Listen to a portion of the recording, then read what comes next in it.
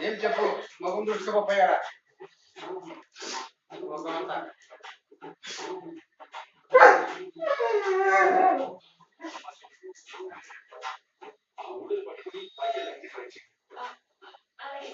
ఏం కావాలత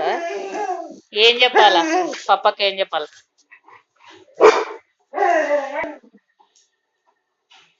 ఇప్పుడు కాదు నాన్న తినేది పొద్దున తింటారు పొద్దున తింటారు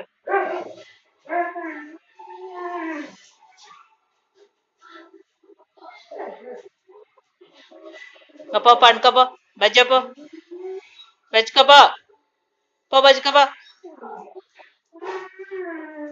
బాగా మూలుగుతున్నావు పండుకోపో